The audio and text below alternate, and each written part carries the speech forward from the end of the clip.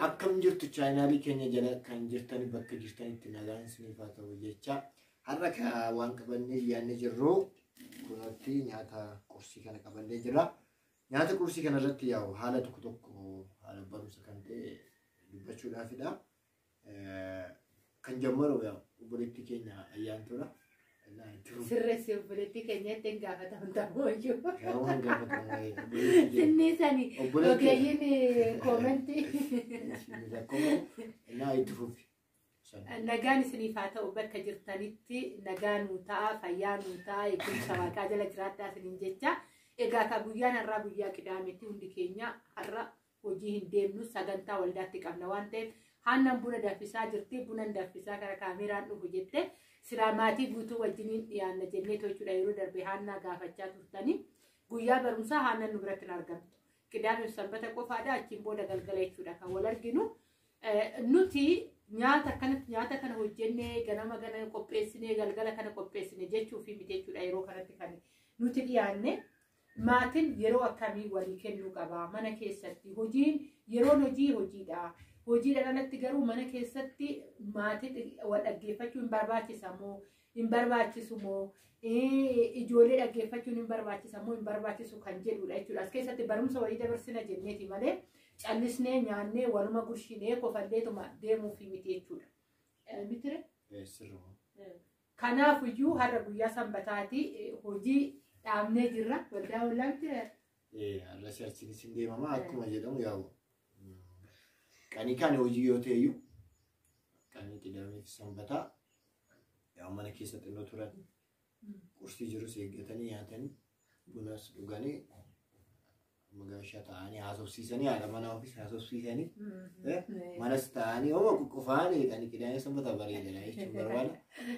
Innaa yaa'u warri manaa haati manaa keenyi kan qidaamee sanbataa sirii manaan bahineera manas ba'ootu hin ta'in.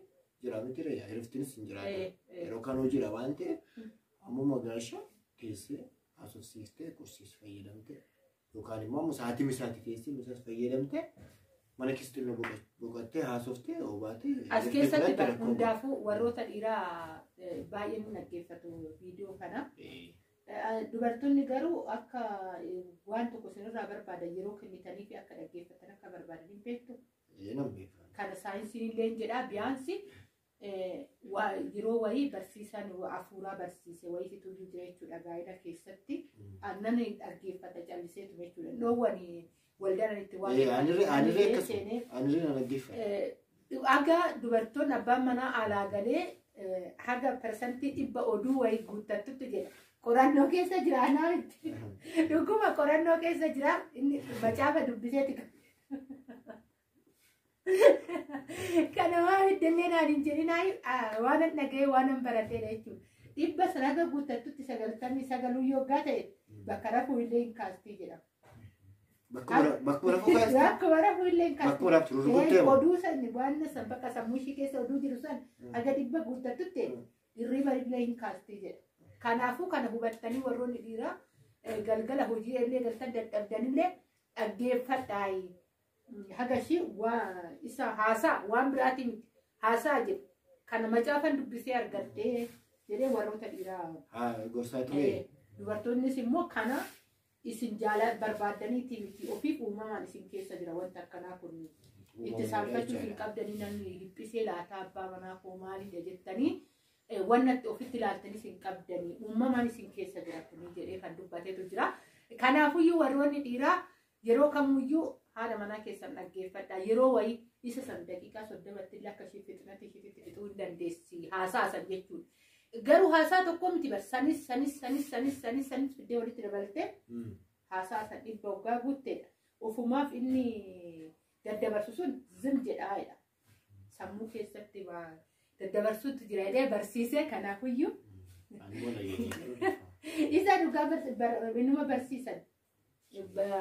Dubbisee tan argadhe kana jedhee waggaa barsiisuu wanneedhe yaada keekisee qabatte tasirratti dubbadhu kara nyaataa deemna buna saanan danfiftee jirti bunatti naqattee haannichoo. Yaa yaadii yaarra jiru. Kotti mee fuula keetuu yaadanii nagaa akkuma ati dubbattee jirtu egaa warri dhiiraa Maali namni ko dhiiris warri manaas ko ati manaas hojii ma hojjetu. Namni ko ganama kee yeroo qursi nyaaturee sa'aatiin qabu kan hojii jecha. Yeroo kam hojii kan deemaa kan jiru sammuu isaa keessa jira waan ta'eef namni caalaatti kan inni boqotu kan Qidaamee fi Sanbata. Ani Qidaamee fi Sanbata immoo waan jiru eeggatanii mana keessa haasa'anii akkuma dura dubbadde mana xinnoo turan haadha manaas tasseedha waa tokkos mari'achuu. Kani Qidaamee fi Sanbatni kun iraftiidha. Hojii dhuunfaa garuu iraftiin qabu hojii mangistii warra hojjetan malee hojii dhuunfaa yeroo hundaa hojjetan. Garuu maalis ta'u Qidaamee fi Sanbatas yoo ta'u Sanbatni illee ni kan churchii deema boqonnaadha. Gaa'ee gaafichumarree yoo mana ofii bal'isanii haasa'anii keessummaanis hin gatuufuu danda'a. Waan baay'ee jira. Kanaaf jechuun barbaade nyaanni irra nu iyyaatee jira. Galateeffannee. Nu galateeffadha.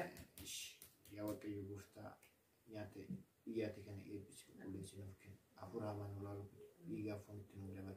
Isa abaabiyyaati. Maqaa sana jaalattee Yesuusiin. Ameen. Anumaan jedhu galateeffannaa kana baay'een baraan jira. Akkasii kanaafiyyuu firfiriidha kan hojjennee avokaadoon hin jira. Avokaadoo firfiriidha. Na kanaafiyyuu kottaa Kota nyaanna jenna.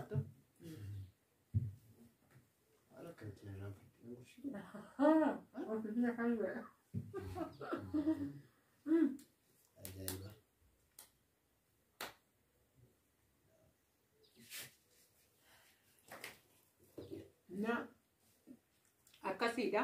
Yaada sokkaa qabaattan nu barreessaa. Waan irratti nu hojjedhu jettan ijoolleen baay'een nu dubbiftanii jirtan yaada irratti kana irratti nu hojjedhaa jedhanii jira. Keessattuu waa'ee jireenya wal qabatee gubbaarratti. Viidiyoo san guyyaa biraa hojjeta. Amma kana wal dhaggeeffachuun hunda caalaa mana ofiitii yeroo kennuun mana ijaara malee mana hin diignu. Yeroo baay'ee gisee tokko gisee alaa galu akka argitanii jirtan kostarra jedhee gara fuula isaa guuree jechuudha. Ani immoo nama qallaalii jechuudha. Waan ta'e wayii waanuma ta'e fuffunaanee booda haasofsiisa. Miti calsiin hin jedhu bara. Inni haalotadha. Maaliif namni dhalatee yaa kennaa garaa qaba. Kanaafidha. Tokko fuula isaa bakka inni ibsaa tokko immoo bakka sireessi ta'uu danda'a jechaadha. Ammoo bakka sireessi ta'uu danda'amu maaliif kennaadha. Ani immoo hin danda'u. Adamu fuulli koo inni fakkaatu ilaalee kan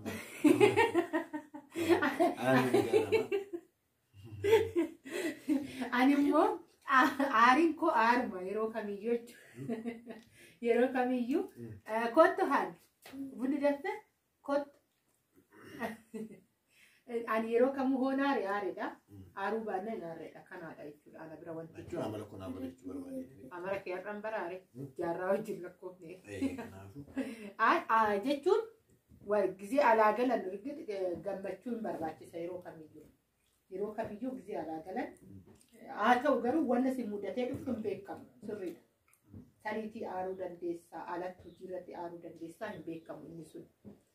Dirqama koo gisee alaa dhuftu kolfaa dhufte jechuu koo sun ta'e mana keessatti irra caalamu waan gaarii gaafa arganidha. Warroonni dhiiraa kan gammadan. Alaa aaranii dhufanii manatti isaanii waan gaggaarii qopheessinee jira.